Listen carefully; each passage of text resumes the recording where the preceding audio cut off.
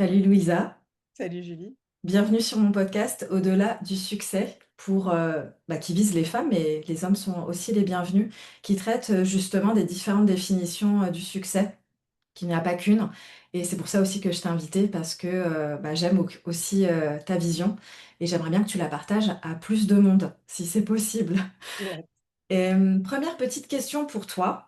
Déjà, est-ce que tu te rappelles de comment on s'est rencontrés? On en a parlé il n'y a pas très très longtemps, mais est-ce que tu te rappelles, toi, du moment? La première fois? Ouais. Attends, j'ai un doute sur la toute première fois. Parce qu'en fait, on s'est vu plein de fois et du coup, je me dis, mais c'était laquelle la première? Pour moi, la toute première fois, c'est à Cannes. Ouais. Je me trompe? Ah non, en fait, on s'est vu la toute première fois à Cannes. Ouais, c'est ça. Et Mais on on s'est pas trop s'était parlé, je crois. un petit peu, mais Un pas petit beaucoup. peu sans plus, ouais. Euh, on s'était parlé une fois avant, en visio, Oui, c'est vrai. pour Ouais, ma ouais, c'est vrai. story. Ouais, pour ma story. C'est la toute Ouais. première fois qu'on se rencontre, Et donc, effectivement. et donc, ce que je disais quand je racontais notre rencontre, c'est que moi, je t'ai eu en appel pour du closing, Ouais. mais que quand je t'ai demandé, mais concrètement, c'est quoi? Et toi, tu m'as dit, en fait, je n'aurais même pas les mots pour t'expliquer ce que c'est, il faut le vivre. On Et pourrait moi, je croire t'ai la dit, pire closeuse ouais, ever, quoi. et j'étais dit, ok, je paye 6 000 € hors taxe en une fois. Enfin, comme quoi, il y a aussi des manières de closer qui peuvent être différentes. Mm. Et ça aussi, je pense que ça peut être intéressant à aborder pendant notre épisode. Donc, ok, on s'est vu la première fois à Cannes.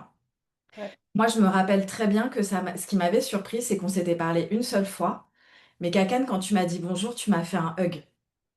Et là, je me suis dit, oh là, je la connais pas très bien. On a une proximité corporelle qui est qui est inconfortable. Voilà, c'est ce que je me suis dit. Mais tu étais tellement grand sourire et chantais énormément de chaleur. Tu vois, c'était vraiment sincère et c'était un élan que tu as eu. Oh, coucou Julie, ça fait plaisir de te voir et un hug. Et là, j'ai fait, ok, c'est inconfortable, mais je prends. Je prends. Je me souviens qu'à Cannes, mon défi, c'était saluer un maximum de personnes avec leur prénom. Ouais, Et c'était pas évident parce que, ben, il y avait quand même beaucoup de clients, qui étaient là et je ouais. pense que je me suis dit: «OK», j'ai été vestiaire de boîte de nuit dans un autre temps et je me suis dit: «OK, prends ta petite mémoire de physionomiste. Comment est-ce que tu peux t'en servir, pour, accueillir les gens et avoir un métrique de personnalisation?» Parce que je trouve que quand tu rentres dans une pièce et qu'on t'accueille par ton prénom, c'est pas la même, quoi, en termes Ah, tu te d'expérience. sens vu, tu te Bon, toi, sens. tu as eu un câlin en plus, mais Ouais, grave. Et je me rappelle que tu avais une combi bleue, un peu bleu électrique, tu ouais, vois, et tu avais encore les cheveux plus courts et tout. ouais, grave. Donc, Ça, c'est mon habitude en séminaire quand il y a beaucoup de monde. Le monochrome, je trouve, t'es vite repérable, tu vois. Si j'ai besoin d'aide, ah oui, c'est la meuf en bleu. C'est plus facile voilà, que. vous avez une petite technique de Louisa gratuite pour marquer les esprits. Donc, trop cool. Et après, oui, effectivement, on s'est vu plusieurs fois dans plein de contextes différents, en ligne, en présentiel. Donc, top. Trop cool. Pour les personnes qui ne te connaissent pas, parce que bah, moi, clairement, je vais dans le vif, c'est bon, on est là, on est à l'aise, on est à la maison. Mais pour les personnes qui ne te connaissent pas, comment tu te présenterais aujourd'hui? C'est toujours une question, tu vois. C'est à l'instant T, date du jour, heure locale, parce que je trouve que c'est toujours à la fois très intéressant de comment je me présente. Ça parle de qui je suis, ça parle de ce que je valorise dans la vie. Et en même temps, je trouve que des fois, j'ai besoin de prendre des raccourcis un peu sociaux de je suis coach, j'accompagne, j'entreprends, etc. Si je pars pas dans la version philosophique, aujourd'hui, je me définis comme accompagnante parce que ben, je fais plein de choses différentes. Je vais à la fois faire du coaching, du consulting, de la supervision, du mentoring. Et j'ai vraiment plein d'activités différentes. Et donc une grande curieuse de l'humain et une grande curieuse aussi de l'entrepreneuriat et des modèles qui peuvent se faire et qui peuvent m'aller. Donc j'aime bien explorer. Euh, J'aime explorer aussi la montagne, euh, les relations, ce que vivent les gens. Voilà. Mais je pense qu'on va rentrer plus dans le détail de qu'est-ce que c'est toutes ces activités. Mais aujourd'hui, effectivement, mon critère de succès, c'est avoir un quotidien qui me ressemble et à mon rythme. Je crois que je dis souvent que j'ai pas envie d'attendre la retraite pour la vivre. Donc, pour moi, il y a un peu ce truc de comment est-ce que je peux trouver le bon équilibre au quotidien et vivre mon entrepreneuriat de la manière la plus épanouie possible, quoi. Génial, bah, tu as déjà commencé à répondre à c'est quoi ta définition du succès? Et du coup, là, dans ce que tu viens de partager, il y a quelque chose qui me vient, c'est C'est quoi du coup ton rapport à l'épargne, vu que tu es beaucoup dans le moment présent, t'as pas envie d'attendre la retraite pour vivre ta vie. Est-ce que toi tu arrives quand même à épargner de l'argent ou c'est pas dans ta vision? Ouais, ouais, ouais. Après, je pense que c'est quelque chose que j'ai pris du temps à prendre conscience parce que j'avais pas forcément d'éducation financière là-dessus. C'est pas quelque chose que j'ai vu beaucoup. Mais je pense que je suis dans la catégorie dans l'entre-deux, tu vois, épargner, mais pas non plus ne pas vivre le quotidien et le moment présent parce que je me suis engagée sur une forme d'épargne et savoir aussi faire bouger. Je crois que j'ai une énorme certitude dans ma capacité à créer de l'argent et donc du coup, j'ai pas trop de peur pour demain et enfin demain au sens très large. Euh, et je crois qu'on est dans un monde qui bouge tellement que ben l'argent est assez roi, mais tout peut s'effondrer, je crois, aussi du jour au lendemain. Enfin, je veux pas non plus être dans le côté collapso, mais il y a un peu ce truc de comment est-ce que je trouve l'équilibre entre si jamais demain c'est plus une valeur d'échange, qu'est-ce que je développe comme autre valeur pour pas me perdre dans une seule spécialité. Et je pense que ça, ce côté polymath, je l'ai dans plein d'endroits. Pas être un expert d'un truc, pareil, pas être un expert de développer son argent, mais aussi développer ses connexions, développer ses compétences, développer plein d'autres choses. Donc, je pense que j'ai un rapport à l'épargne d'argent comme j'ai un rapport à l'épargne de plein de choses. Pour moi, ça concerne pas que l'argent. Ouais. Ça, je trouve ça hyper intéressant. Donc, pour les personnes qui nous écoutent, effectivement, là, on parle plus de la richesse au sens large. Et c'est vrai que je pense que s'il y a des personnes qui sont pas sensibles ou qui connaissent pas du tout à l'équilibrage des perceptions, ils peuvent un peu se perdre dans nos propos de ouais, mais bon, si t'as pas d'argent, comment tu fais? Et, euh, et effectivement, juste pour résumer un petit peu, il y a cette manière de voir les choses par rapport au filtre de la société, c'est-à-dire si t'as pas d'argent, tu peux rien faire. Et ce que Louisa, en tout cas moi, ce que je comprends parce que tu partages, c'est que si même si tu n'as plus d'argent, vu que tu auras accumulé d'autres richesses, dont tes connaissances, dont ton expérience, et parce que tu touches plusieurs domaines différents, tu sauras toujours aider quelqu'un qui sera prêt à te rémunérer pour cette aide-là. Ouais. Et je pense que j'ai développé une forme d'adaptabilité qui fait que si le monde change, je vais aussi m'adapter avec ça. Et je pense que j'ai juste beaucoup de confiance dans cette croyance-là. Et qui fait que, ben, en fait, si demain j'ai plus le métier que j'ai, comment est-ce que je peux m'adapter? Je me suis déjà réinventée plein de fois. Donc, en fait, ce que ma vie a démontré, c'est que je suis capable de me réinventer, soit à cause de conditions intérieures, un mal-être, une envie de changement ou autre, soit à cause de conditions extérieures. Et donc, du coup, ben, si les conditions extérieures sont ma richesse financière et que ça bouge, ben, en fait, je sais que je pourrais aussi évoluer là-dedans et je crois pas non plus au scénario panique de si demain j'ai plus d'argent, je vis sous un pont. Je crois qu'il y a beaucoup d'étapes entre les deux et que ma richesse, elle est aussi par les connexions que je développe, par effectivement les compétences que j'ai, par la curiosité du monde. Donc effectivement, c'est plutôt là-dedans que je me retrouve. Mais après, effectivement, il y a un intérêt à épargner de l'argent. C'est pas antinomique et enfin, c'est pas opposé, quoi. Je trouve ça hyper intéressant. Effectivement, il y a beaucoup d'étapes, je pense, avant que tu te retrouves sous un pont, et je pense qu'on serait nombreux à vouloir t'accueillir à la maison. Mais en tout cas, je trouve qu'il y a beaucoup de gens, tu vois, qui ont cette peur un peu et qui parfois épargnent dans cette peur de et si un jour j'ai plus rien. Ouais, Et en fait, ce truc de si j'ai plus rien, je suis sous un pont est tellement un truc ouais. primitif que des fois en coaching, je vais juste faire, OK, bien, on va le voir, ce scénario catastrophe. C'est quoi toutes les étapes pour que cette probabilité arrive, ne serait-ce qu'à 5%? C'est Et en ça. fait, déjà, rien que ça dissout un peu l'espèce de cauchemar parce que bah, il y a des bénéfices aussi à aller demander de l'aide, à- à tout ce que ça nous fait travailler en tant qu'humain si jamais on doit passer par ces étapes-là, quoi. Complètement. Et c'est ce que je partageais aussi à mes clientes parce que je leur ai dit, moi régulièrement, je me rapproche du rouge, c'est-à-dire que j'ai une visibilité sur ma trésor à tant de mois. Et plus je m'en rapproche et plus ça devient inconfortable. Mais en fait, c'est quand je reconnecte à plus grand, et ça, je le partage pour mon audience, parce que je pense qu'il y a la majorité a quand même un peu d'épargne quelque part, etc.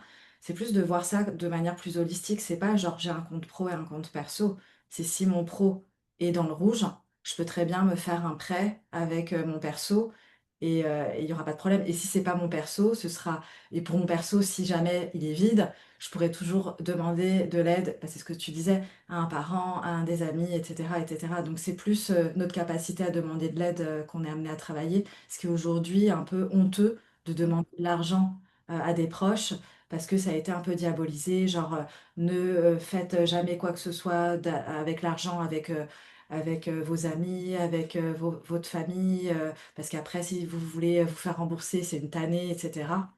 Donc il y a un peu toutes ces croyances-là qui font que ça freine aussi l'élan de demander de l'aide financière à des proches, quoi.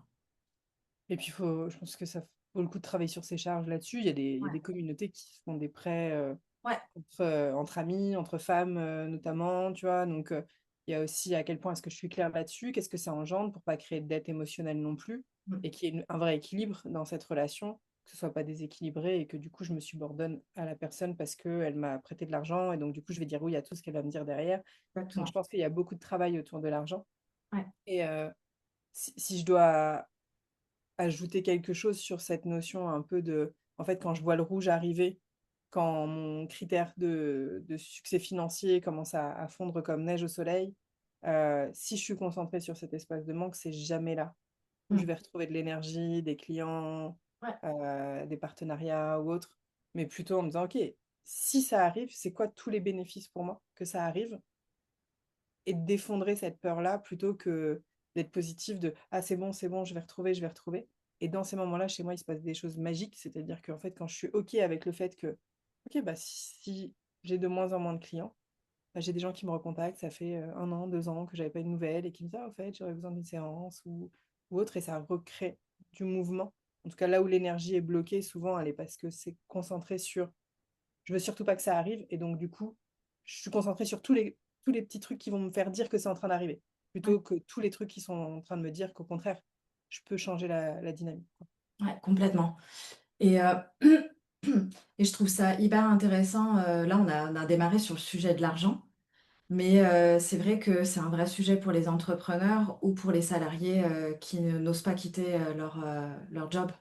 Hmm, C'est la peur de ne pas savoir recréer de l'argent souvent, alors qu'ils sont pas connectés à ce qu'ils savent faire et ce dont les gens ont besoin. Et là, moi, ça me fait penser à l'ikigai. hmm. Ah ouais. Trop cool. Euh, je me rappelle que enfin, un de tes surnoms, c'était opticienne du cœur. Je crois que j'avais vu sur ta bio Insta. Et je me rappelle d'un live où je t'ai vu avec tes nouvelles lunettes en cœur. Et je trouvais ça trop chouette. Est-ce que tu as envie d'expliquer un petit peu d'où ça vient c'est quoi Ouais. l'histoire de ces lunettes Alors, ces lunettes, je les vois sur une nana en interview, rien à voir. Et je crush dessus, quoi. Vraiment, genre, je zoome sur la vidéo pour voir la marque. Je vois que c'est des Yves Saint Laurent, je les cherche, la collection est terminée. Donc, littéralement, je mets 8 mois à les avoir, entre trouver la collection, etc. Je pense que c'est les lunettes les plus chères de ma vie en termes de lunettes de vue, alors que moi, j'étais du genre à acheter des lunettes pas trop chères, mais en avoir plein, plein, plein. Et je les trouve et je me dis, OK, c'est mes lunettes. Déjà, je trouve qu'il y a un truc de ben, avoir un accessoire pour avoir un branding, ça peut être utile. Et au lieu de subir le fait que je ne vois pas très bien, et ben, autant m'en servir comme accessoire de branding. Et, euh, et je crois que c'est ce que m'a appris plein de choses dans ma vie, et notamment ce qu'on partage sur le rééquilibrage de perception. C'est ça vient de moi, c'est-à-dire que du coup, comment est-ce que je vois l'amour partout où je regarde. Et donc, pour moi, c'est vraiment mon filtre de comment est-ce que je vois le monde, quitte à avoir un truc qui m'aide à filtrer le monde, qui sont mes lunettes. Et comment est-ce que je vois l'essence et l'amour au sens très large, assez universel, assez spirituel. Donc ça, c'est d'abord dans un sens. Et je pense que euh, j'en parlais avec quelqu'un, enfin, il n'y a pas très longtemps, qui disait, voilà, je suis quelqu'un à qui c'est difficile de mentir. Et à certains endroits, on appelle ça la médecine du faucon, quoi. Celui qui va être le sniper, qui va voir ce que tu veux pas forcément montrer, mais qui va te le faire émerger tout de suite. Alors, c'est très très bien pour un coach. C'est pas toujours facile dans la vie du quotidien, dans le perso, ou ben, quand quelqu'un te bullshit, ça bouillonne, mais par contre, j'essaye d'aller au cœur des choses. Donc, pour moi, ça marche dans les deux sens, c'est-à-dire comment ça me permet de voir le monde et comment les gens se sentent vus aussi. Parce que on a beaucoup de besoins en tant qu'humain, mais de se sentir vu et reconnu pour ce qu'on est au plus profond de nous-mêmes, je crois que c'est quelque chose qui est assez riche. Ouais, Et tu le disais sur le côté câlin au début, en plus, je suis pas quelqu'un de très tactile, donc juste se sentir vu aussi par moment, je pense que ça peut changer des vies. Moi, il y a des sourires dans la rue qui ont changé ma vie alors que les gens ne le sauront jamais.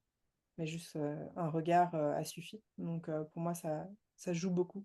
La qualité de regard et la qualité de présence qu'on peut avoir avec quelqu'un, même en visio, même sans se voir vraiment. Mais en tout cas, ça joue. Voilà l'histoire.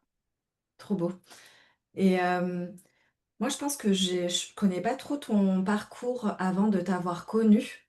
Ouais, Je pense que ça peut être intéressant parce que je sens qu'il y a une diversité dans ton parcours avant que je te connaisse qui fait que tu as des spécialités assez diverses aujourd'hui. Et je veux bien que tu nous en parles si tu es OK. Donc, avant que moi je te connaisse dans l'univers de Julien Musy, qu'est-ce qui s'est passé pour toi pour que tu arrives en fait à ce ouais. moment? Je pense que j'ai envie de reprendre la chronologie un peu Ouais, vraiment dans les grandes lignes, un peu parcours études pro. Euh, Moi, jusqu'à la terminale, je fais français-anglais au même niveau. Donc, j'ai un bac français et l'équivalent du bac anglais. Donc, du CE2 à la terminale, j'apprends l'anglais régulièrement. Donc, déjà, je pense qu'au niveau du cerveau, ça me développe une curiosité du voyage. Après mon bac, je fais médecine, je bosse à l'hôpital, je me dis, wow, est-ce que j'ai vraiment envie de devenir chirurgien comme ce mec? Je ne crois pas. Donc j'avais vraiment une petite difficulté interne de me dire, je crois que je ne vais pas avoir le détachement suffisant pour prendre les humains comme des machines et bah, du coup réussir à avancer là-dessus. Donc je me redirige vers la psycho parce que ce que j'avais préféré en médecine, c'était vraiment sciences humaines. Donc, je me redirige vers la psycho, je fais ma licence, je pars en master de psychocriminologie et victimologie parce que je crois que j'aime beaucoup m'intéresser un peu aux gens qui sont au bord de la société, ceux qu'on ne veut pas trop regarder, ceux qu'on met loin, etc. Et ça me passionne à la fois du côté criminaux et acteurs de délits ou de crimes et du côté victimo aussi sur ce qui se passe. Euh, Finalement, il n'y a pas trop de taf dans cette branche. Aujourd'hui, la plupart de ceux avec qui j'étais en master font de la maison de retraite et de l'Alzheimer, tu vois, et c'était pas ce qui me passionnait. Et du coup, mon petit boulot de l'époque, pendant que je faisais mes études, était vendeuse en boutique de téléphonie. Donc, je me dis, ben, faut bosser, tu vois. C'est un peu en mode, bon, Louisa, t'as passé beaucoup d'années sur les bancs de la fac. Donc, je bosse dans la téléphonie pendant pas mal d'années, différentes boîtes, et je monte tous les échelons jusqu'à être manager d'une des boutiques Top 10 France. Ouais, vraiment l'autoroute du succès, mais avec des critères qui sont peut-être pas les miens. Mais ça, je me rends compte en revenant d'un voyage. En fait, ma vie, c'était je bosse comme une acharnée toute l'année, je ferme un peu les écoutilles sur ce que me dit ma petite voix intérieure. Je vais 3-4 semaines en vacances au bout du monde où faut plus me parler de boulot, je suis solo avec mon sac à dos. Et à un moment donné, ça pète. Je reviens de Thaïlande et je me dis, mais qu'est-ce que je fous dans cette vie? Et là, du coup, les écoutilles ne ferment plus. Vraiment, ça ferme plus du tout. J'ai des symptômes physiologiques, j'ai une ménopause qui se déclare à l'âge de 27 ans. Tout ça un peu se goupille là en 2017. Et je m'autorise à démissionner, à prendre ce virage de me dire, je sais pas ce que je vais faire, mais je vais le faire. Et j'achète un van aménagé, je pars sur la route pendant 2 ans. Et l'envie de contribution devient plus forte que l'envie de vie de hippie, on va dire, que je vivais à ce moment-là. Et je postule pour un poste en me disant, bon, bah, ce que je sais faire, c'est être commercial, j'ai su le faire et tout. Et c'est là que je découvre le closing. Donc en 2018-2019, le closing, c'est pas très connu. Et du coup, je me dis, qu'est-ce que c'est que cette histoire de vendre des trucs en ligne, d'entreprendre depuis son ordi? Je suis encore en camion, tu vois, au moment où je débute l'entrepreneuriat. Et je m'éclate pendant 1 an et demi à vendre d'où je veux. Je me rends compte qu'il y a plein d'autres choses qui sont possibles. Ça ouvre un champ des possibles incroyable. Pendant ce temps-là, j'ai une grosse quête personnelle et spirituelle qui avance. Et à un moment donné, j'ai envie de changer un petit peu d'élément. Et c'est là que je rencontre Levi, par qui je me fais mentorer, qui est un de mes mentors sur la vente, qui me fait découvrir l'univers de Julien, qui me fait découvrir l'univers de John. Et là, je me dis, OK, bah, j'ai envie peut-être d'aider autrement. Donc, je fais ma petite souris dans les coaching mindset, je regarde tout ce qui se passe. Mais je sens que mon entrepreneuriat, il n'est pas je veux mon business à moi et c'est tout. J'ai vraiment un côté team player. Le fait d'avoir été manager, d'avoir su emmener des équipes avec moi, J'ai vraiment un côté team player et donc je me questionne pas mal et on reviendra dessus sur est-ce que je fais un business à moi? Je me forme sur la partie santé. Du coup, tout le monde me dit, ah, tu pourrais faire un truc trop bien et tout. Mais je le fais pas et je continue à avancer un peu en partenaire de l'ombre, en me formant plus au coaching, en avançant là-dessus. Et du coup, bah, après, dans les missions d'entrepreneuriat que j'ai fait, ben, j'ai démarré par la vente, j'ai fait de la prospection, j'ai fait de la livraison, parcours client, définition d'expérience client. Euh, j'ai fait une forme de responsable pédagogique, tu vois, de succès client aussi. Du coup, aider des entrepreneurs aussi à construire leur parcours et être coach pour des entrepreneurs débutants m'a beaucoup aidé. Donc, j'ai eu l'opportunité de beaucoup, beaucoup coacher. Et en fait, ça m'a appris par le terrain, quoi. Je crois que c'était ça. Et développer des skills que je savais pas que j'avais et que je savais pas que j'avais envie de développer. Mais je crois que le côté yes girl de je vois une opportunité, j'ai envie d'y aller, m'a permis d'aller découvrir des choses que j'aurais pas forcément osé. Et si je peux donner un tip, ce qui, moi, m'a beaucoup aidé dans la partie entrepreneuriat, c'est parfois je voyais des personnes avec qui j'avais envie de collaborer ou des mentors qui avaient sûrement plus confiance en moi que moi. Genre, je pense que Julien m'a aidé vachement à me pousser à coacher. Levi, pareil, tu vois, à passer dans la partie transmission. Et en fait, moi, à l'intérieur, je claquais des fesses, quoi. Je me disais, mais non, mais qu'est-ce qu'il raconte? Je veux pas faire ça. Il y a des gens bien plus qualifiés que moi, etc. Et ce qui me calmait, c'était de me dire, non, mais ils vont pas foutre en l'air leur business pour toi. S'ils te font confiance, c'est il y a quelque chose. Donc, si j'avais pas confiance en moi, mais que j'avais confiance en eux et qu'eux avaient confiance en moi, je me disais, OK, je fais juste confiance à leur capacité à pas foutre en l'air leur business. Et s'ils me demandent d'avoir un partenariat ensemble, c'est que ils voient quelque chose que je vois pas encore chez moi et que je vais développer sur le chemin. Et ça m'a permis vraiment de saisir plein de superbes opportunités et de développer mon activité différemment. Ok. Et là, tu parles de plusieurs casquettes que tu as. Est-ce que tu as une préférence sur un domaine d'activité? Je crois que c'est la complémentarité. C'est-à-dire que si je faisais que du coaching, tu vois, santé ou autre, je pense que ça me manquerait la partie business, peut-être un peu plus consulting. Si je faisais que le jeu de cartes vu qu'on a développé avec mon amoureuse, ben, en fait, ça me manquerait la partie coaching. Donc, je crois que j'ai vraiment besoin de ce côté intrapreneur, polymath, je sais pas trop comment le définir, mais multipotentiel. Chacun mettra les mots qu'il veut, mais mes journées ne se ressemblent pas et même sont découpées avec des choses qui n'ont pas forcément à voir. Je crois que c'est ça qui me nourrit le plus, en fait, c'est cette diversité. Trop bien. Donc, tu as su écouter plus tes envies que ce qu'on répète dans l'entrepreneuriat quand on commence, c'est-à-dire une seule Niche offre, une quoi. seule cible. Moi, je suis le contre-exemple de ça. C'est-à-dire que j'ai des gens, enfin, si je commence à citer tous les types de profils que j'ai en coaching en ce moment en individuel, je pense que le point commun, c'est ce qu'ils viennent chercher chez moi. Donc, ça, c'est la skills que je vais développer, quoi.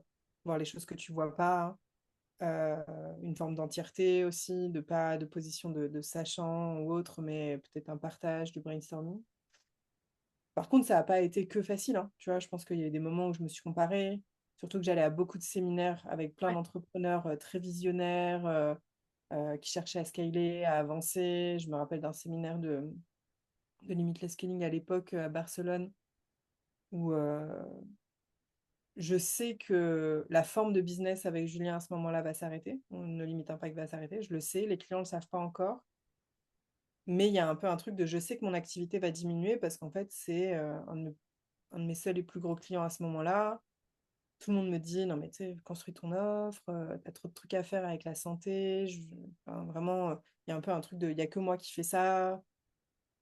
Rééquilibrage de perception plus psycho-émotionnel et tout. Et vraiment, je me vois au milieu de la salle et je me vois m'échapper et aller pleurer dans le couloir en me disant, mais pourquoi j'arrive pas à faire mon business et tout. Je sais que je donne des engagements en disant, bon, à la fin du week-end, j'ai au moins fait un post pour dire comment on peut travailler avec moi. Le week-end passe, il se passe rien, plusieurs semaines se passent. Et puis après, je me dis, mais ok, et si tu fais jamais ton offre? Si jamais tu corresponds jamais à ces critères-là. Qu'est-ce qui se passe, quoi? Qu'est-ce que tu fais, etc.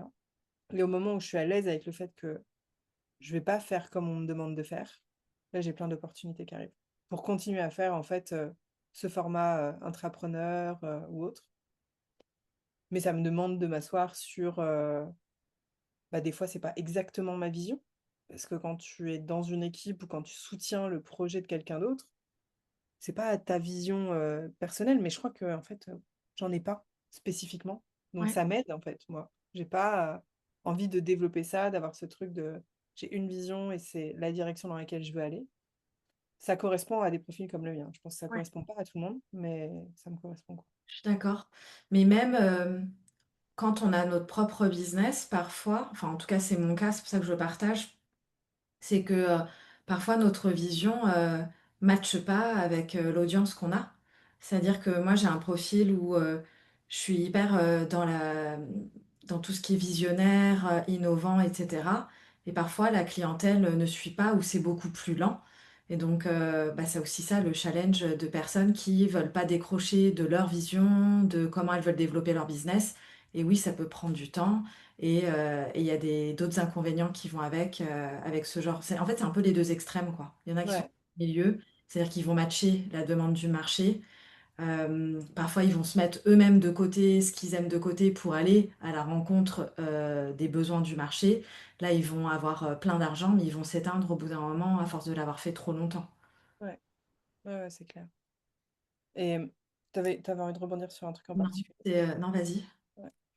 Et je pense que si je peux ajouter un truc, tu vois, sur ce format-là qui est peut-être pas forcément commun de j'ai un business, enfin, si j'ai un business, quoi, c'est mon entreprise, mais mon entreprise, euh, mes clients sont plutôt des entrepreneurs qui ont des clients, et du coup, des fois, je suis un peu dans l'entre-deux, donc moi, je me vois plus à la fois très horizontale. Mais un truc que je remarque, c'est pas l'entrepreneuriat qui m'a donné ma manière de fonctionner et de connecter pour avoir des clients. Je le faisais déjà en fait quand j'étais dans d'autres entreprises, je pense dans beaucoup de choses, le lien est toujours là, les points étaient là. Moi, j'ai un peu un profil de je fais d'abord des résultats et mes résultats parlent pour moi et du coup, on a envie de bosser avec moi. Ouais. Et je crois que j'ai fonctionné comme ça beaucoup.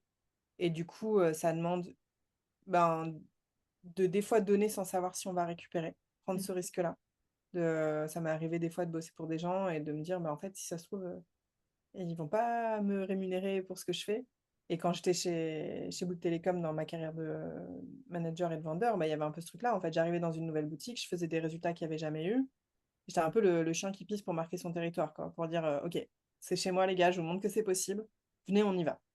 Et en fait, donner avant de chercher à recevoir, servir avant tout, a été vraiment ma manière de développer mon entreprise. Ouais. Et du coup, de créer des connexions, des liens, des gens qui ont envie de bosser avec moi. Mais des fois, c'est pas au moment où je donne, en fait, c'est un an, 2 ans après. Mais de faire avec le cœur et d'être au service et de pas chercher à se dire comment est-ce que je vais avoir un client en faisant ça, etc. euh, ça aide beaucoup, je trouve. Et c'est ça qui développe une sorte de diversité aussi, parce qu'en fait, je sème des graines à plein d'endroits. Et puis au moment où ça pousse, je suis là, ok, bon, bah attends, toi, tu vas venir dans le bouquet, toi aussi, toi aussi. Et du coup, c'est ça qui compose, je trouve, un truc plus fleuri, quoi. Et du coup, quand tu dis que en tout cas, ta vision, c'est de donner avant de recevoir, quand est-ce que tu sais quand c'est plus juste pour toi de donner? Est-ce que ça a été facile pour toi de voir où est ta limite? Je crois que je l'expérimente. Des fois, je l'ai dépassé. C'est comment est-ce que je suis à l'aise d'avoir les discussions inconfortables quand elles commencent à être dépassées, quoi. Mm. Pour moi, c'est juste ça. C'est le seul enjeu qu'il y a. Euh, mais je sais que quand je démarre, tu vois, mon premier poste de closing, je me rappellerai toujours, tu vois, la discussion que j'ai. Je descends après, j'avais une soirée avec des amis sur les bords de Loire à Nantes. Je descends et je dis à mes potes, putain les gars, soit c'est une énorme arnaque et je vais bosser pour quelqu'un gratos pendant 2 mois, soit c'est le job de mes rêves parce que c'est le mix entre vente et psychologie, etc. Et je connais pas encore leur équilibrage de perception à ce moment-là, mais je me dis, au pire du pire, tu bosses 2 mois gratos, t'auras appris. C'est quoi le pire qui puisse arriver? Bah, t'auras appris. Sauf que le deuxième mois, je faisais 4 000 euros, quoi. Et là, je me suis dit, ok. Et, et en fait, je me fais même pas payer tout de suite parce que je crois que ça m'arrange en termes de finances de ne pas me faire payer tout de suite. Donc, je dis, bah attends, est-ce que tu peux me payer au bout de 2, 3 mois? Donc, je reprends un risque, tu vois, de me dire, mais en fait, si ça se trouve, j'ai gagné 4 000 euros, mais si ça se trouve, je vais pas les toucher, je reprends un risque. Et en fait, ça joue parce qu'en fait, ça monte mon niveau d'engagement. Et, et je crois qu'il y a beaucoup d'intuition aussi là-dedans. Je pense que derrière cette capacité à voir ce que l'autre ne voit pas, mais je vois aussi ce que l'autre veut pas me montrer. Et que si on essaye de me manipuler, je pense que je peux le sentir. Et du coup, je m'autorise des fois à backup et à me mettre un peu plus en retrait si je me dis, ok, je sens pas la personne, euh, j'ai pas envie de forcer, quoi. Donc c'est un C'est peu déjà ambigu. arrivé ça de pas sentir quelqu'un? Parce que moi je connais Louisa Bisounours, mais est-ce que ça t'arrive de... Ouais, ouais, ouais. J'imagine, mais c'est juste que je l'ai pas vu. Ouais, ouais, clairement. Et je pense que ces gens-là viennent même pas vers moi. Parce que du coup, j'ai une énergie qui n'est pas dans le côté service, tu vois. Et du coup, bah, je donne moins. Et comme je donne moins, bah, ils ont moins envie de venir. Euh, ouais, ouais, je pense qu'il y a des opportunités où les gens auraient pu avoir besoin de mes compétences, mais soit je les montre moins au grand jour pour qu'ils se disent pas, ah tiens, elle est dispo. Et puis j'ai dit des noms aussi des fois avec des gens qui m'ont proposé des choses et je me suis dit, bah Hmm. non, c'est pas juste pour moi. Ouais, Et puis des fois, la limite aussi, c'est mon temps. Je pense que ça, c'est une limite importante pour moi qui est, tiens, quand je commence à voir que j'ai un agenda très chargé, que je peux pas respecter les choses qui sont importantes pour moi et que je les valorise plus, là, c'est un bon indicateur. Comment est-ce que je remets de l'espace et du temps et donc, du coup, comment est-ce que j'arrête aussi certains projets? ouais. Toi qui es très drivé par nourrir ce qui a de l'importance pour toi, ton agenda, vu plus les collabs que tu as sur différents projets, etc., comment tu gères ton équilibre par rapport à ça, toi qui as besoin de la nature, de temps avec ta chérie, etc. Comment tu gères ça? Ben, je sais qu'il y a des phases, tu vois, je prends beaucoup aussi au cycle d'Hudson sur les 4 saisons et du coup, je pense que je pense toujours mon business un peu en termes saisonniers. Là, je pense que je suis vraiment dans une phase été, j'ai un agenda assez chargé. Je crois pas du tout que l'été soit une baisse d'opportunités business. Donc, pour moi, ça permet vraiment de travailler un certain nombre de choses. Euh, j'ai eu des phases, tu vois, cet hiver un peu plus calme et en même temps, ben, c'était plutôt adapté à ce que j'avais besoin dans mon corps, dans ma vie. Euh, comment je le gère? Je pense que c'est très décousu. Je vais avoir des espèces de tampons un peu de dispo très rapidement pour que bah, si dans une partie peut-être plus consulting ou urgence, etc., j'ai besoin d'un call du jour au lendemain, bah, j'ai toujours des créneaux un peu tampons. Euh, je mets mes off pour les randos, les bivouacs, les randos coaching largement à l'avance. On prévoit quand même beaucoup de choses à l'avance pour que ces temps-là soient prioritaires. Et après, j'ai forcément une énorme valeur, je pense, business et service. Donc, c'est quand même ça qui passe devant et qui prend la plupart de mon temps quand même, quoi. Ok, hyper intéressant. Et avant qu'on commence à enregistrer, on parlait justement des points communs qu'on avait, mais aussi des différences.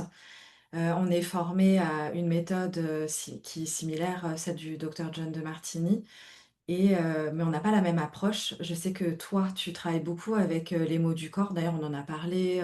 Tu m'avais recommandé un livre qui est juste à côté, c'était Metaphysical Anatomy. Oui, juste à côté aussi. Voilà, j'ai aussi le grand dictionnaire des malaises et des maladies qui me sert aussi on va dire, de premier aperçu. Et je trouve ça hyper intéressant justement ton approche, parce que moi j'ai une approche qui est davantage, même si j'utilise le corps, qui est dans les perceptions très mentales, visuelles. Et toi, tu observes beaucoup le corps, les mots du corps, la posture de la personne, etc. On se rejoint sur certains points, mais il y a certains autres points que toi, tu vas regarder en premier et moi que je vais regarder de peut-être dans un second, troisième temps. Et toi, peut-être que tu vas pas du tout regarder certains trucs que moi, je regarde en premier. Est-ce que, enfin, j'aimerais bien qu'on en parle, je trouve ça hyper passionnant. Donc, Ouais, grave. Et pour la petite anecdote, tu vois, j'ai créé un espace membre avec, bah, du coup, j'ai cumulé mes 3 grosses bibles, parce que bah, J'aime bien Martel, mais c'est un peu, j'ai découvert ça en 2017 et je trouve que la finalité est un peu simpliste de, «Ouvre ton La cœur». surface, c'est moi Ouais, j'aime bien l'analogie de l'iceberg. ouais, C'est c'est ça. Martel, Et c'est le top de l'iceberg et après il y a tout un paquet qui n'est pas couvert. c'est ça. Et donc moi, entre 2021 et aujourd'hui, j'ai beaucoup travaillé sur, toute la partie qui est pas couverte. Et là, bah, notamment grâce à l'IA, j'ai pu, accumuler, toutes ces connaissances au même endroit et du coup avoir un espace membre où tu peux générer ta fiche symptômes, que ce soit en perso ou en beaucoup pour les coachs, en fait, parce que moi, je trouve que c'est une porte d'entrée qui me fait gagner un temps fou, et qui transperce, comme je le disais, tu vois? Ben, en fait, si c'est pas la personne qui me l'a dit, mais que je lui dis: «Ah, bah, ton corps est en train de nous dire ça», de manière quand même précise, pas, l'espèce de truc de un peu effet Barnum de ça peut correspondre à tout le monde. Hem, c'est marrant parce que, tu vois, j'ai créé cet espace membre, j'ai mis des bêta-testeurs dessus, j'ai fait tester à des gens et il est là, tu vois? Et en fait, à chaque fois que je le montre à quelqu'un, tout le monde me dit: «Ah mais faut trop que tu le vendes, faut trop que tu le vendes et tout». Je suis: «Ah non, mais c'est pas le moment», tu vois? Je sais que je peux le vendre et je suis à l'aise avec le fait que si demain quelqu'un sort un truc avant moi, ben, j'aurais sous une forme loupé le coche, mais je le vois pas comme ça. Ouais, Et ça pourrait être presque, tu vois, une offre perso avec, un message et cetera. Et tu vois, encore, je l'ai créé pour m'amuser et pour rendre service aux copains qui me demandaient plein de ressources et du coup, je leur ai dit: «Bah, voilà, vous avez un espace membre, ça me coûte pas grand chose que de l'entretenir, amusez-vous» et même pour moi, en fait. Et en fait, je l'ai fait en me disant: «Au pire pour moi, ça sert et peut-être que, dans 3 semaines, on se reparle et je te dis: "Bah, c'est bon, je l'ai lancé" et» mais encore une fois, c'est à quel point est-ce que c'est juste pour moi et tout n'est pas obligé de sortir. Je disais ça avant qu'on démarre, c'est pas parce que je sais que je peux, que je dois le faire. mmh, Et ça, je trouve que c'est ce qui m'a sûrement permis de résister un peu aux sirènes extérieures de, «Ah mais tu sais que tu peux faire ça». Ouais, mais je sais que je peux, mais c'est pas pour ça que je dois le faire. C'est pas parce que j'ai une capacité, je peux faire plein de choses dans la vie, mais j'ai surtout envie de faire ce que j'ai envie. ouais. Donc c'est important de repréciser ça, quoi.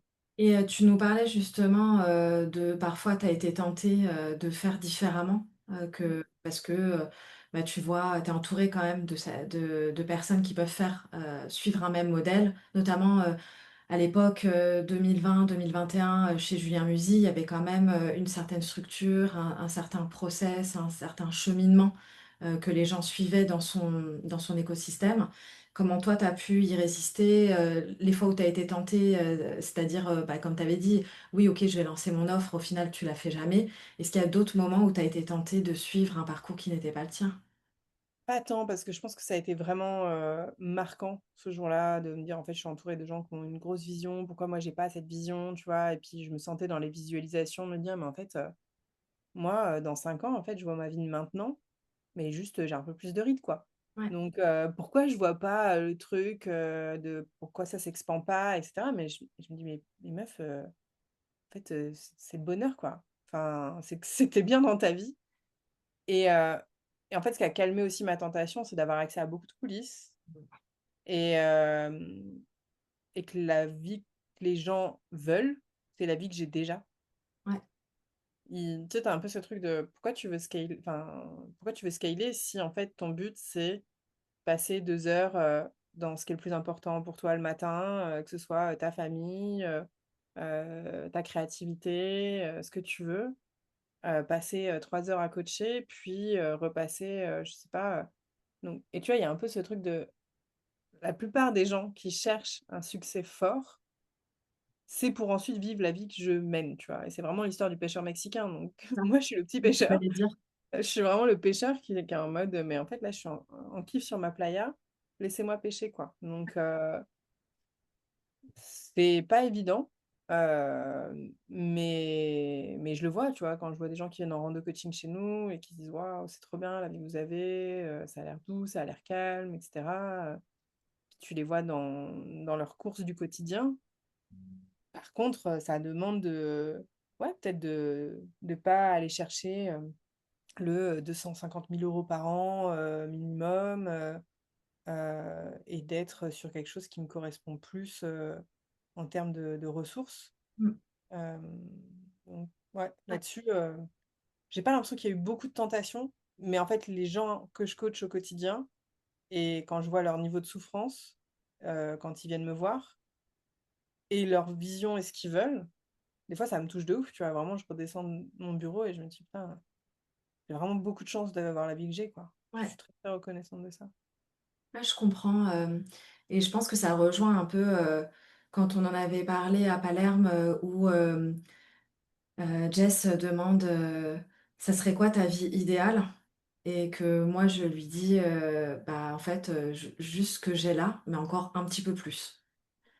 Et donc après j'en avais parlé, devant le groupe et c'est vrai que quand on s'est tous posé la question, je crois qu'il y avait que David et moi, dans les participants qui disions: «Bah, nous on n'a pas envie de d'autre chose, on n'a pas envie de quelque chose de foncièrement différent, on n'a pas d'objectif à atteindre pour que ce soit différent, pour qu'il y ait un gros changement». On Ouais. est vachement heureux, on a une famille dans laquelle on est épanoui, on a un business, dans ce qu'on kiffe et oui, on pourrait faire les choses différemment, mais en fait, on veut pas faire foncièrement différemment, on veut juste faire un peu plus de ce qu'on aime et peut-être que ça a une forme, légèrement différente et c'est juste ça qui nous challenge au quotidien, qui nous nourrit et qui nous fait avancer, quoi. Grave et encore une fois, c'est pas incompatible avec, enfin, il y a rien du tout contre vouloir plus, vouloir plus Bien sûr. grand et cetera. Parce que c'est ces gens-là qui ont aussi besoin de nous, toi comme moi, en fait, je crois que c'est complémentaire. Mais juste s'assurer que ce que je regarde au bout de la ligne, c'est ce que j'ai vraiment envie. Ouais, est-ce que ça C'est pas t'inspire quelqu'un assez? ouais. Ouais, Ouais, est-ce que ça t'inspire assez? Et est-ce que c'est pas quelqu'un qui m'a mis un phare qui complètement. ne me parle pas? Et donc en fait, du coup, je vais pas dans ma direction, je suis pas mon nord à moi, ma propre boussole. Donc pour moi, c'est vraiment ça, c'est aller checker que c'est quelque chose qui m'appartient, Mmh. heu, aussi, quoi. Ouais. Je me rappelle une conversation que j'ai eue avec, Betty que tu connais, qui est venue à la maison, je crois que c'était est-ce que c'était l'année dernière ou l'année d'avant? Je sais plus, parce qu'elle est venue plusieurs fois à la maison et elle me disait, parce que je lui disais que, je vois des personnes qui se perdent en fait, en voulant faire plus d'argent et qui au final, n'ont plus rien à la fin du mois. Tu sais, ils gagnent beaucoup d'argent, donc ils le, ils le communiquent sur les réseaux, c'est visible. Mais moi qui ai accès à leurs coulisses, en tant qu'ami ou en tant que coach, il leur reste rien à la fin du mois et genre, ils sont encore plus en galère que moi, sur, certains trucs quand ils veulent faire des choses et je pense que même je voyage plus qu'eux ou je me forme plus qu'eux et cetera et eux, ils peuvent vraiment rien faire. Enfin, c'est vraiment, ils mangent des pâtes, quoi. Et Ouais. et elle me disait, la question et j'ai beaucoup aimé sa question, c'est pour ça que je la partage. Elle m'a dit: «Donc toi, tu préfères ne pas faire beaucoup d'argent que de faire beaucoup d'argent et peut-être apprendre comment mieux le gérer, pour ne pas être dans la situation que tu juges». Mmh. Et là, je me suis dit: «Ah ouais, intéressant». Ouais, c'est une bonne question et en même temps, j'ai l'impression que c'est juste une question aussi d'échelle, tu vois? Et de mode de fonctionnement, de se dire: «Mais en fait, concrètement, moi, depuis, 2018-2019, le début de l'entrepreneuriat, j'ai eu des mois où je faisais que du closing et je gagnais plus que, quand je fais, plusieurs activités, j'ai accepté aussi des décélérations, mais pour valoriser d'autres choses, tu vois? Et en fait, je crois que juste au moment où tu accélères, tu vois pas là où tu ralentis Ouais, et du coup, au moment où tu décides de suivre l'envie de faire beaucoup plus d'argent, tu vois peut-être pas ce que tu perds et ouais, je crois que la notion dans le rééquilibrage de perception pour ceux qui nous écoutent de pas de perte, pas de gain, au moment où je gagne quelque chose, c'est juste que je vois pas ce que je suis en train de perdre et au moment où j'ai l'illusion de perdre quelque chose, je vois pas ce que je suis en train de gagner mmh, et que c'est juste une autre forme. Hem, je crois qu'il y a pas de problème à aller chercher beaucoup d'argent vite, à partir du moment où je vois ce que j'y perds sur le chemin et et que que je c'est un suis choix. OK Mmh, avec cette perte-là et ce prix à payer-là et je te rejoins, tu vois, sur ce truc de comme moi, je sais que je préfère aujourd'hui gagner moins, mais que cet argent me permette d'être réinvesti dans ce que je veux, de que je puisse profiter, en fait, de mon argent. mmh, Parce qu'en fait, gagner plus pour pas profiter de ma thune, je vois pas trop l'intérêt, quoi. ouais, Et je dis pas que c'est incompatible, tu peux gagner plus et profiter de ton argent, mais je vois beaucoup de gens se brûler et effectivement, ne pas croire ce qu'on vous dit, heu, sur les réseaux, sur, plein de choses. Ce que moi, ça démontre, c'est qu'il y a plus souvent des gens qui te disent qu'ils ont beaucoup d'argent et qui n'en ont pas forcément ouais. derrière, que l'inverse. Ouais, je suis complètement d'accord, avec toi et c'est vrai que, dans toutes les formations finance, parce que moi, j'ai été obsédée par me former en finance, pendant, quelques années là. Et je sais que la majorité qui se sont enrichis vite, c'est parce qu'il y a eu de gros sacrifices. Et en fait, il y en a qui disaient, hein, ils faisaient que bosser, ils étaient en burn-out. Ils avaient plus le temps pour profiter. Quand ils partaient en vacances, c'était juste quelques jours off chez un ami ou quoi pour dépenser le moins possible. Quand ils sortaient, ils faisaient les comptes d'apothicaire au maximum, etc. Et en fait, oui, ça leur a permis de s'enrichir rapidement parce qu'ils ont bien placé leur argent par la suite. Mais pendant plusieurs années, ils n'ont pas vraiment vécu leur vie au final, pas au maximum du potentiel qu'ils auraient pu. Et c'est des moments qui sont passés. Et en fait, moi, je me dis, comme après, c'est parce que je valorise ça, je suis une bonne vivante. Bah, ok, et moi, il y a des années où j'avais moins d'argent, où j'ai dû faire les comptes, c'est-à-dire que quand on disait, bah, on partage la note, moi, j'ai pas bu d'alcool, j'ai pas mangé de viande, etc. Donc, bah, ça faisait des frais qui étaient complètement incohérents avec ce que j'avais consommé, et comme j'avais pas beaucoup d'argent, j'osais le dire, et encore une fois, c'est la posture et l'inconfort de dire quand t'as atteint ta limite. Et, euh, et ça m'a pas empêché de kiffer avec mes amis. Mais c'est en fait, ça demande d'avoir une posture qui est claire, qui est assumée. Et là, tu peux profiter de bons moments en étant dans ton budget à toi. Et c'est ça aussi, les gens, ils pensent que c'est soit tu profites pas du tout, tu te, tu te sacrifies dans tes valeurs, soit tu profites à fond, mais du coup, t'as pas d'argent, quoi. Mais en fait, il y a un entre-deux qui est possible. Ah, ouais, ouais, c'est pas noir ou blanc, très clairement. Ouais. Pour revenir à ton approche sur le corps, parce que du coup, on n'en a pas beaucoup On s'est parlé. écarté. Ouais, on s'est vite écarté. Bon, d'ailleurs, tu m'as montré ton application. Moi, j'ai adoré le concept. Franchement, j'adore. Et c'est comment toi, tu travailles quand toi, tu as une approche somatique, tu as une approche avec les mots du corps, etc. Bon, on en a parlé d'ailleurs avec les bibles qu'on a et ce qu'on voit, etc.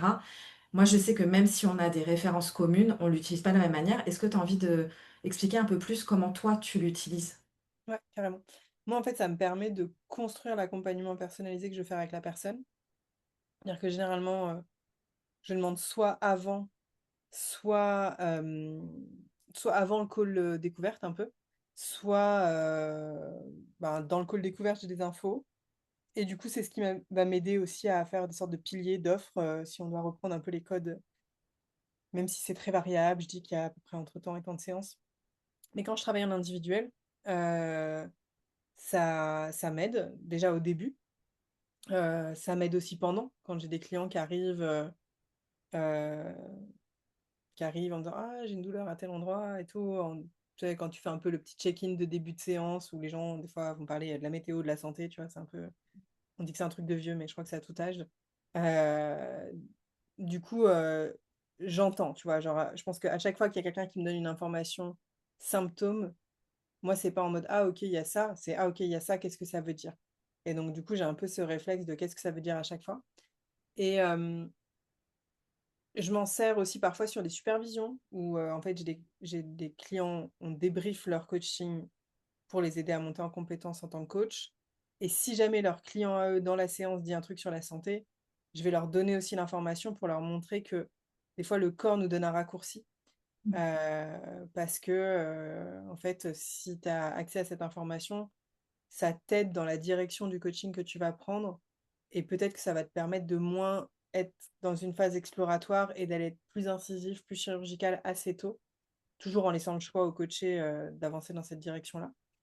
Je m'en sers pour moi, évidemment. Quand j'ai un symptôme, quand j'ai un sujet, j'ai du coup ben, une accélération du processus et des questionnements que je vais me poser. Et je cherche pas à éteindre le symptôme, je cherche à écouter le message, toujours. C'est pas comment est-ce que je fais pour que ça s'arrête le plus vite possible, mais plutôt comment est-ce que je fais pour entendre le message. Et par conséquent, ça peut diminuer le niveau de souffrance associée. Ça enlève pas la douleur, mais c'est la manière dont je vais m'en servir. Et puis après, je pense qu'il y a une forme de lecture après qui se fait un peu naturel. Si j'ai mal à l'épaule, ben, tu sais, je vais avoir tendance à faire un peu le geste de dire, tiens, comment je me sers de mon épaule dans la vie?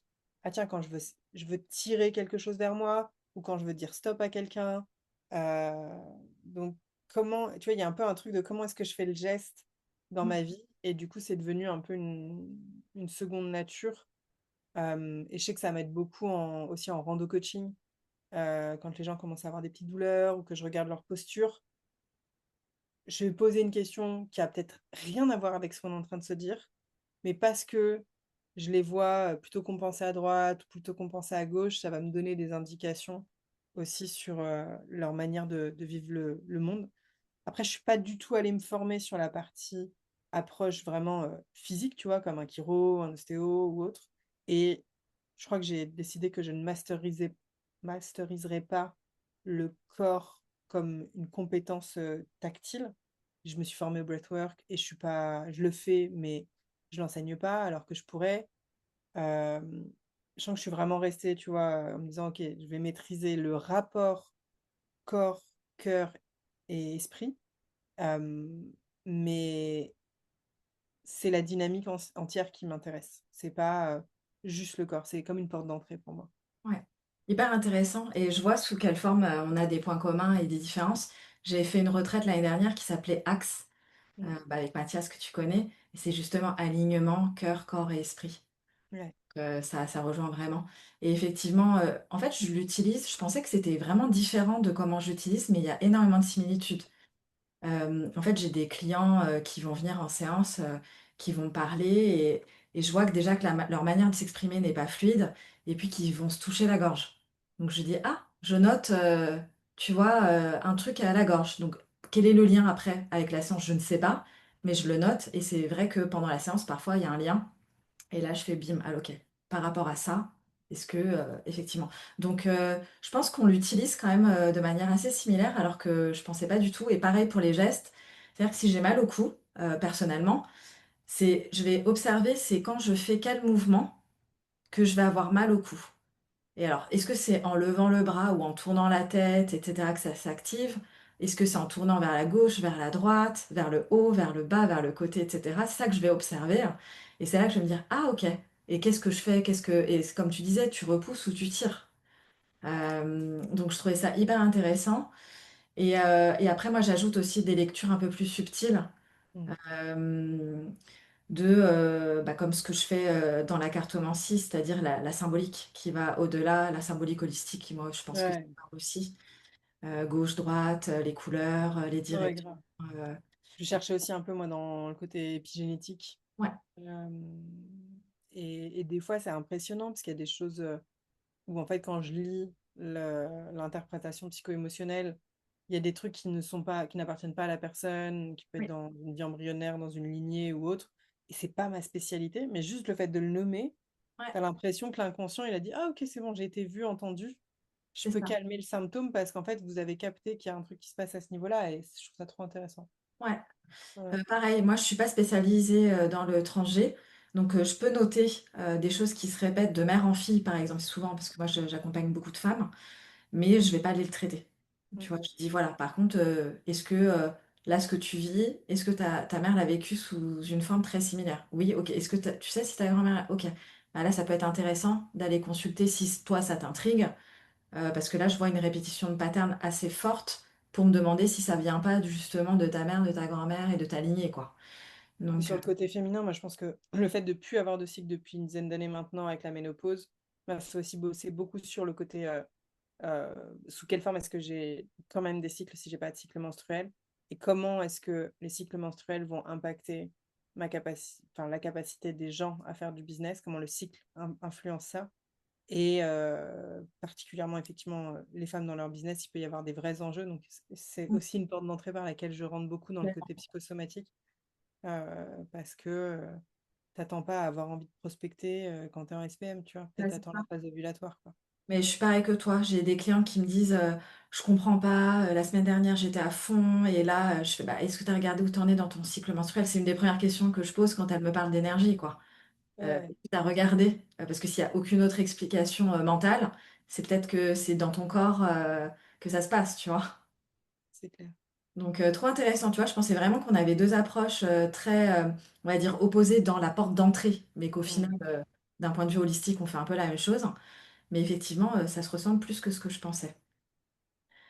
Qu'est-ce que je voulais qu'on aborde, davantage? Je pense qu'on a abordé, tous les sujets que je t'avais cités en intro, hors ligne.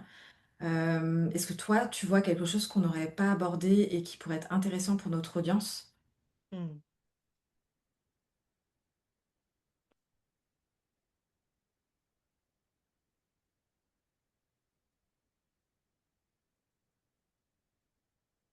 Des fois, je pense que quand on m'entend parler, ça a l'air facile.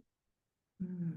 Hem et je veux rappeler que, bah, je suis pas une grande peureuse, c'est sûr, mais que j'évite pas la peur et au contraire, pour moi, la peur quand il y a une décision importante, que ce soit débuter une aventure, arrêter une aventure, dans la vie aussi, débuter une relation, arrêter une relation, faire des choix de santé, faire des choix de lieu de vie, tous nos choix importants de vie où on a l'impression de prendre un peu des grands virages. Hem, Bien sûr que la peur est là, mais moi je la vois comme une amie qui fait le chemin avec moi et en fait, soit c'est la folle qui s'agite et qui dit: «Oh, il y a rien qui va et tout» et si je la calme pas, en fait, si je lui dis pas: «Non mais c'est le chemin, viens on y va ensemble». Si je cherche à la laisser sur un banc et à lui dire: «Tu m'attends là» et puis, tu pas quoi, elle va revenir de plus fort derrière. Donc je pense que j'ai pas envie de normaliser la facilité Mmh. et que, bah, tous ces choix, tous ces partenariats, c'est pas facile. Par contre, quand je suis prête à embrasser le lot de difficultés, ça le devient un peu plus. Quand je suis prête à me dire que la peur fait partie du process et que c'est plutôt un bon indicateur et je crois que la résonance dans le corps et dans le cœur, parce qu'il y a des peurs qui nous aident à nous rediriger aussi, à dire: «Ah non, ça j'en veux pas du tout». Mais de faire attention à ce que je sois pas drivée par la peur. Je sais qu'au moment où je décide d'arrêter, mon taf, et cetera, il y a plein de gens qui projettent leur peur sur moi et qu'après coup, on m'a beaucoup dit: «Ah, c'était courageux, d'arrêter ça et de commencer la vie que tu avais vraiment envie». Et moi, ça a jamais demandé du courage, ça aurait été courageux de continuer à vivre une vie qui m'allait pas. Mmh. Ça m'aurait demandé beaucoup, beaucoup de courage et et du coup, c'est peut-être se poser cette question-là parfois. Quand j'ai peur de quelque chose, est-ce qu'en fait, j'ai peur de ce qui m'attend ou j'ai peur de ce que je vais continuer à vivre si je prends pas cette décision qui me donne envie mais me fait très peur? Ouais, Hem, ouais, j'avais juste envie de repréciser ça parce que je sais que tu as beaucoup de gens aussi qui sont dans des phases décisives de vie oui, et je pense que notre philosophie, notre capacité à relativiser, elle peut faire du bien, mais aussi des fois, elle peut être un peu, impressionnante en se disant: «Mais ouais, mais, comment je fais quoi?» Quand moi je suis mmh, mon moment un peu décisif de peur, je crois que j'ai pas envie de le banaliser, mmh, mais par contre qu'on peut avoir le pouvoir sur combien de temps ça dure et j'ai vu des gens rester dans leur peur, une vie entière. mmh, Et j'ai vu des gens, récupérer du pouvoir en se disant: «OK, c'est pas la peur qui va m'envahir, par contre comment je deal avec elle, comment je fais pour qu'elle se rapproche et qu'elle marche au même pas que moi sur le chemin, quoi». ouais. Hyper intéressant, les 2 sujets que tu as abordés et qui sont liés, la peur et la facilité. Hem, je rajouterais, par rapport à ça, parce que j'en parle aussi souvent, c'est que, en fait, il y a pour moi plusieurs sortes de peurs. Il y a, la peur, où tu as envie mais ça te fait peur parce que en fait, tu es en train de sortir de ta zone de confort, mais tu vas vers quelque chose qui t'inspire et qui te donne envie. Et il y a la peur de, j'ai pas envie de le faire et du coup, je me sens obligée de le faire et ça me fait peur parce que je deviens quelqu'un que j'ai pas envie et cetera. Et il y a aussi, tout simplement la peur, qui est liée à je fais quelque chose de nouveau, qui stretch en fait ma zone de confort, un peu trop fort et qui me fait vraiment flipper parce que c'est complètement différent de ce que j'ai pu faire avant. Hein, c'est pour ça qu'on parle souvent de grands sauts, quand on démissionne, quand on se reconvertit et cetera.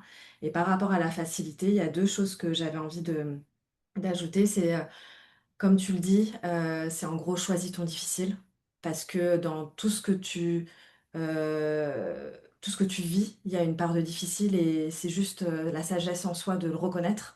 Donc c'est difficile de rester où on est quand c'est inconfortable, mais c'est difficile aussi de sortir de sa zone de confort pour aller vers quelque chose qui nous inspire plus. Donc il y a 2 sortes d'inconfort. C'est quel inconfort tu choisis de vivre, pour te diriger? Est-ce que ça te dirige vers quelque chose, qui t'anime? Est-ce que le chemin, tu le kiffes? C'est surtout, ça. Je sais que pendant un moment, on parlait beaucoup de, c'est pas la destination qui est importante, c'est le chemin et la compagnie. Et effectivement, c'est ça en fait qui rend les choses plus faciles.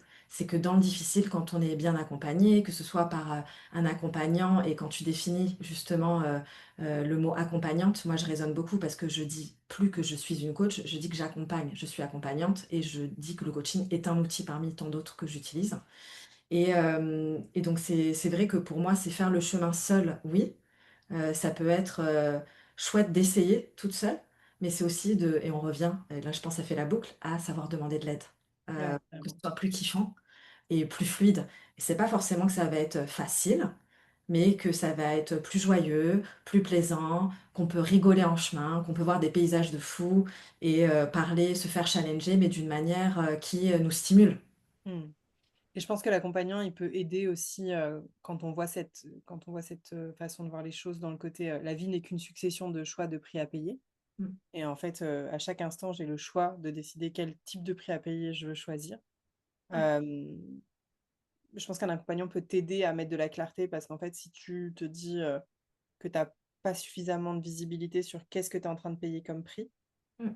c'est peut-être que tu vois pas une partie du sujet et Ouais, c'est juste que soit tu es trop émotionnel dessus, soit c'est pas encore dans ton spectre de visibilité et quelqu'un soit qui est passé par là, qui a vu des gens passer par là, pourra t'aider aussi à aller explorer un peu ton niveau de conscience du prix à payer de chacune de tes décisions. Et après, c'est une mécanique qui permet de se rendre autonome, quoi. ouais. Bah tiens, je n'avais pas prévu ça, mais je pense que ça peut être intéressant de rebondir sur justement, euh, toi tu viens de dire quelqu'un qui est déjà passé par là, qui peut t'accompagner. On dit souvent qu'un coach, c'est pas obligé qu'il soit passé par ceux qui l'accompagnent. C'est quoi ta vision par rapport à ça? Je trouve que c'est intéressant aussi de l'aborder parce que il y en a qui se disent, bah moi je me ferais pas accompagner, par exemple, si on parle purement du coach business par un coach qui n'a pas les résultats vers lesquels je me dirige, par exemple. C'est quoi ton opinion par rapport à Bah, je pense que toutes les deux, on accompagne des gens qui font des chiffres beaucoup plus élevés que ce qu'on a déjà pu faire comme limite maximum. Et en fait, pour moi, alors tu peux bâtir un business sur ton expérience, une expérience de vie, et du coup, j'inspire les gens, et pour moi, c'est plutôt un business inspirationnel. Tu peux baser un business sur ton expertise, tu as développé une expertise, et donc du coup, tu mets ton expertise au service. Tu peux faire un espèce de mix des deux. Et pour moi, en fait, c'est comment est-ce que j'ai pas besoin de vivre ce que c'est que d'avoir envie de perdre 50 kilos et j'ai pas besoin d'avoir pris 50 kilos pour avoir envie de les perdre et comprendre mon client. J'ai pas besoin de savoir ce que c'est que de vouloir passer le cap du million dans l'année pour pouvoir accompagner un client qui est sur ce sujet-là. Parce que pour moi, en tout cas en tant que coach, accompagnante, ce qu'on veut, c'est ma capacité à voir dans une autre situation le pattern, ça? la systémie, le schéma. En fait, je m'en fous du sujet. Je m'en fous de comment tu l'exécutes dans la vie. Moi, mon rôle, c'est de voir les schémas et les patterns et de les déconstruire avec toi. Donc, que ce soit sur je veux plus en relation, je veux plus en santé, je veux plus en argent, on s'en fout, c'est des patterns. Et si je peux donner une petite anecdote, euh, à un moment donné, je vais manger dans un étoilé et c'est une des premières fois de ma vie où je me dis, ok, je vais dépenser 300 balles pour un repas, tu vois. Enfin, juste dans mon échelle de valeur, à ce moment-là, c'est une des premières fois. Et dans ma tête, je me dis, ok, comment est-ce que je peux faire pour rentabiliser ce repas? Et du coup, je vais regarder tout ce qui fait qu'il y a un x10 sur l'addition. C'est quoi tous les détails? Et je pense que cette étoilée, j'ai gagné bien plus que les 300 euros que j'ai investi dedans en captant ce qui fait la différence entre un service classique où tu payes 30 euros ton repas et qu'est-ce qui va faire que je vais payer 10 fois plus. J'ai fait attention à tous les détails et j'ai pu les dupliquer dans des business qui voulaient scaler, qui voulaient faire du premium, qui voulaient une autre expérience client, qui voulaient se démarquer en termes de, parce qu'en fait, c'est, ah ok, bah en fait, le petit détail, par exemple, de tout le monde a les mêmes chaussures, le chef a juste les mêmes chaussures avec une couleur différente. Donc on le repère, cette attention au détail, et comment je duplique toutes mes expériences de vie dans, ok, c'est quoi l'opportunité business? Comment est-ce que cette idée-là va me servir ailleurs? Moi, c'est vraiment la skills que j'ai développée qui fait que tu peux venir avec n'importe quel sujet. J'ai pas le truc de ah, mais je connais pas, ah, mais j'ai jamais fait, ah, mais du coup, ça m'impressionne. Pour moi, c'est vraiment là-dessus que ça se base. et juste bah, s'entraîner en fait, enfin, aller chercher des choses que je sais pas faire et voir comment je peux grandir là-dessus. Donc, je suis vraiment pas d'accord avec le fait de il faut l'avoir vécu, parce qu'en fait, plus je l'ai vécu, moins je vais être capable d'être diverse et d'adapter les choses à ce que tu as besoin. Parce que je vais avoir l'impression que ma vérité est la vérité, alors qu'en fait, si je vais piocher à plein d'endroits, je vais regarder ce que la personne a besoin et l'aider à créer sa propre vérité là-dedans, plutôt que de projeter. Ouais. Donc, je comprends les gens qui ont besoin de quelqu'un qui a déjà fait. Par contre, je mets juste un point d'attention de à quel point est-ce qu'ils sont résistants à leur capacité à dupliquer quelque chose en étant sûr que ça leur correspond. Mm. Parce que du coup, la responsabilité vient d'eux de trouver ce qu'ils ont à apprendre et pas à apprendre. Parce que le coach va dire, OK, bah moi j'ai fait ça comme ça, du coup, fais ça comme ça. Moi, je sais que ça marche. Le risque de ça, c'est de faire un truc qui ne te convient pas pendant X temps, jusqu'à temps de te prendre le mur et te dire, ah, peut-être c'était pas moi ça. Peut-être j'avais pas besoin de tout. Peut-être j'avais besoin de 80% de ça et de 20% d'un autre. Et du coup, quelqu'un qui a ce regard neutre et peut plus facilement, à mon sens, aider. Mais je prêche pour ma paroisse, quoi, forcément. Ouais. Je trouve ça trop intéressant et effectivement, bon, après ça rejoint mon HD pour ceux qui sont intéressés par le human design. Moi, j'ai cette capacité à aussi connecter très très fort avec des personnes qui se reconnaissent dans ce que je partage dans mes moments de vie. Mais je pense que c'est plus un niveau de conscience. C'est-à-dire que, par exemple, si j'accompagne sur le viol et que moi-même je l'ai vécu, je vais pas projeter ce qui a été difficile pour moi dans le viol parce que je l'ai travaillé avant, que j'ai conscience qu'il y a plusieurs formes qui peuvent être différentes selon les personnes, et je vais me concentrer sur ce que la personne va me dire et poser les vraies questions. Hmm. Et c'est cette capacité qui fait que j'arrive à écouter, même de manière très subtile, dans la nuance, dans le non-verbal, etc., ce qui a pu être vraiment l'enjeu pour la personne que je vais coacher sur un même sujet que moi j'ai pu avoir moi-même en coaching. Ouais. Et je pense que c'est plus un niveau de conscience de, je sais que moi, ma forme n'est pas la forme de tous, et que moi, l'ayant travaillé, étant plus neutre, du coup, quand une personne me dit j'ai été violée, je suis pas ah ouais, ma pauvre, etc. Je fais ok, est-ce que tu as envie de le travailler? Est-ce que tu as envie d'en parler? Et si oui, ok, faisons une séance dessus. Et je te préviens, va y avoir des questions inconfortables. Est-ce que tu sauras mettre tes limites si t'as pas envie d'y répondre, si c'est pas OK pour toi de continuer, etc. Et de préparer plus, parce que moi je l'ai vécu dans ce sens-là, d'utiliser, on va dire, une partie de ce que j'ai pu en tirer, de l'inconfort qu'on peut avoir quand on est coaché sur ce sujet. D'ailleurs, que c'est toi qui m'as coaché dessus, et d'avancer comme ça. Mais c'est vrai que si je l'avais pas vécu, peut-être que j'aurais eu peut-être moins cette empathie qui peut être un peu du lubrifiant dans ce genre de séances qui peuvent être très challenging pour la coachée et le coach. Je te rejoins. Après, pour moi, c'est pas. Il y a besoin d'avoir vécu la même chose. Je Ouais, pense c'est à quel point est-ce que tu es capable de dupliquer ton vécu pour connecter émotionnellement avec la ouais, personne. Par exemple, si complètement. je te donne l'exemple, le premier business pour lequel je close, c'est se libérer de l'acné adulte. Et du coup, c'est des gens qui vivent une grosse errance médicale, qui sont trimballés entre tel ou tel truc, etc. Et moi, je n'ai jamais vécu la douleur d'avoir de l'acné à l'âge adulte, machin, tout ça. Par contre, je peux connecter avec ma douleur personnelle de l'errance médicale, de on te dit un truc à un endroit, on t'en dit un autre à un autre. Et du coup, ça me permet vraiment de connecter émotionnellement, mais sans le je vis pareil que toi et je suis tellement en compassion que je souffre avec toi, mais vraiment de rester sur cette empathie qui garde une forme de distance, permet aussi de montrer que tu peux transformer les choses et de faire des analogies de... Et des fois, ça met un peu plus à distance dans le côté, j'ai pas vécu exactement pareil que toi, mais voilà ce que j'en ai tiré.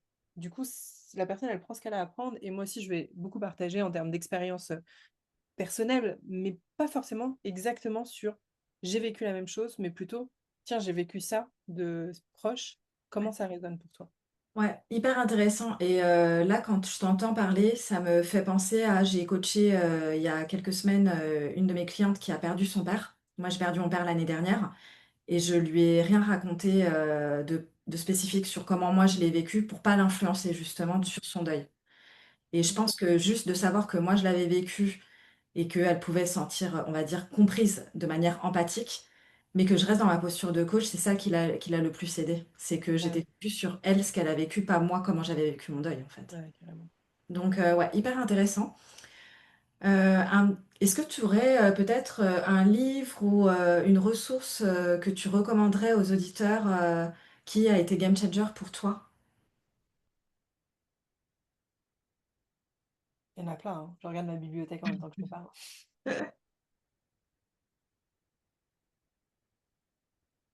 Je crois que en ce moment, j'étais un peu dans, dans reprendre, j'en discutais avec Julien la dernière fois, des récits de vie, des récits de résilience. Et un des premiers récits de résilience, et après, je crois que j'ai acheté ce bouquin en 5 ou 6 exemplaires. Je l'avais toujours chez moi pour l'offrir aux gens.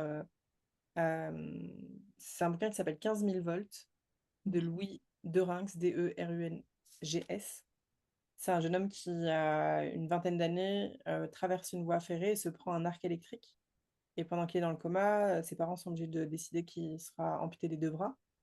Il était très sportif, il faisait beaucoup de choses, etc. Donc à son réveil, il se réveille et il lui manque ses 2 bras. Et du coup, ce livre, c'est son récit de résilience sur comment il a adapté sa vie, comment il a mis des choses en place. Et quelques temps après, il a traversé les États-Unis à vélo.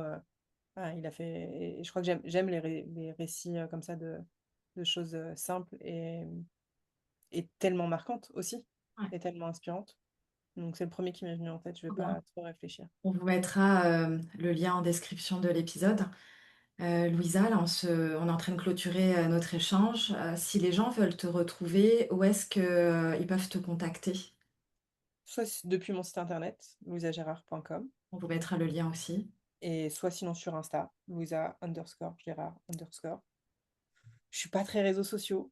Faites ce que je dis, pas ce que je fais. Ma page, enfin, en tout cas, c'est pas une obligation, mais mon Insta ressemble plus à une collection de voyages qu'autre chose. J'ai une chérie qui fait beaucoup de posts partagés, donc du coup, c'est cool, mais voilà, vous retrouverez pas forcément exactement ce que je fais parce que j'adapte et il y a beaucoup de choses qui sont possibles. Je pense que mon site internet est plus clair, mais tu vois, on est en 2026, j'ai démarré l'entrepreneuriat en 2018 et j'ai fait mon site il y a 6 mois, quoi, à peine. Donc, j'ai fonctionné sans site jusqu'à maintenant. Et Et sur quelle thématique les gens peuvent te contacter? Sur toutes les thématiques qu'ils ont? Parce que toi, tu as une niche assez large, donc est-ce ouais, que...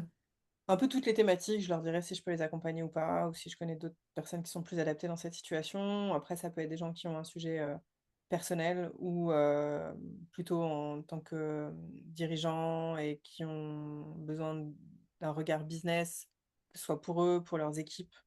Je peux être aussi un peu partenaire de l'ombre sur un côté bras droit pour avancer parce qu'effectivement, j'ai un côté assez transverse de connaître plutôt bien tous les rayons, on va dire, tous les départements d'un business. Donc, ouais, sur la partie santé, sur la partie couple, sur la partie systémie, dynamique d'équipe, ou juste un sujet de quête de sens. Euh, Ça me va. Génial. Bah, vous pourrez retrouver les liens pour contacter Louisa dans la description de cet épisode. Merci Louisa pour ton temps et la qualité de notre échange. Merci beaucoup, Julie. C'est toujours un plaisir de partager avec toi nos discussions. Heureusement qu'on se time un petit peu parce que sinon on est encore là pendant quelques heures. Mais merci pour ta qualité de présence, tes questions et ton sourire. C'est toujours un plaisir. Avec plaisir. Merci à tous. Merci pour votre écoute et je vous dis à bientôt sur Au-delà du succès.